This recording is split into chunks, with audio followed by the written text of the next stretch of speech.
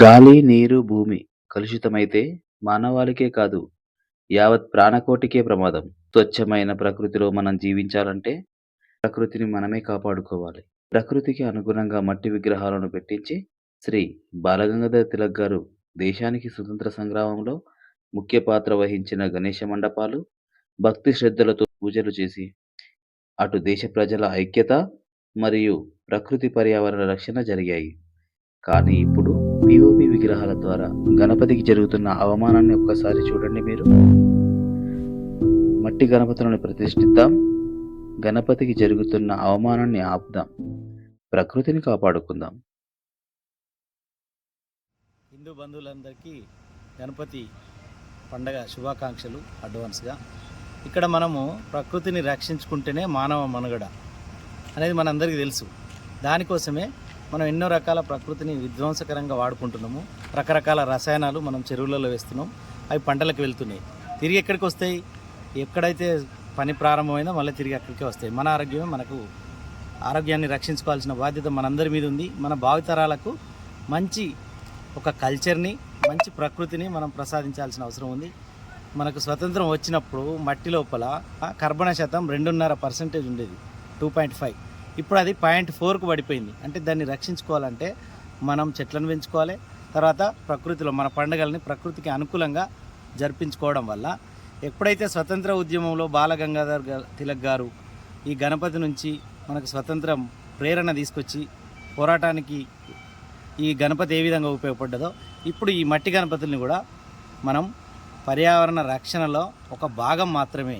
దీని తర్వాత మనం పర్యావరణ గురించి మనం అవగాహన పెంచుకొని అటువంటి జీవన విధానాన్ని కొనసాగించడానికే మనం ఈ మట్టి గణపతులను ఏర్పాటు చేసినాం. ఈ మట్టి గణపతులలో ముఖ్యంగా వెదురు, వరిగడ్డి, మట్టి, కలకత్తా నుంచి తీసుకొచ్చిన మట్టి, ఈ మూడిటి కలయికతోనే మనం తయారు చేయడం వల్ల ఇవి చెరువులో వేస్తే చేపలకు, కప్పలకు ఆహారంగా ఉపయోగపడతాయి.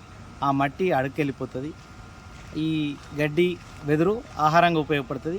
ఎటువంటి వాటికి ఎటువంటి జీవికి ఎటువంటి నష్టం ఉండదు. కాబట్టి ఆ విధంగా మనం ఆలోచన స్టార్ట్ చేసినాం. 2008లో స్టార్ట్ చేసినాము.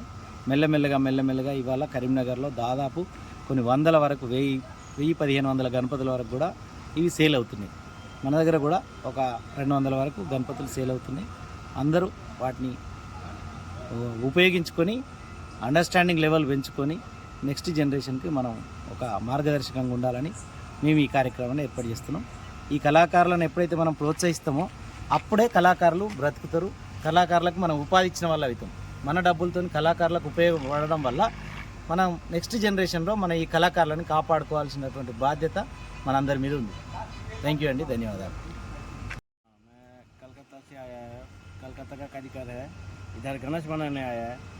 और जो भी मट्टी का गणेश होता है हम लोग तैयार करते हैं, घास, गड्डी, मट्टी और कलकत्ता गंगा मट्टी लेके फिनिशिंग करते हैं।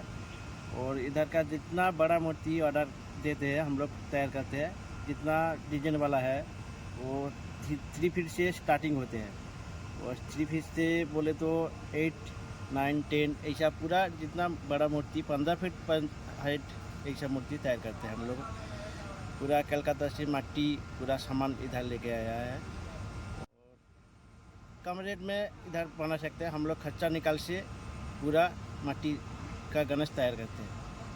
इसलिए हम लोग जो भी है अच्छा से फिनिशिंग करते हैं, कोई टेंशन नहीं। नेचुरल कलर से हम लोग कलर करते हैं, और मट्टी का कलर होना तो मट्टी का कलर, गंगा मट्टी का फिनिशिंग कलर हम लोग बनाते हैं।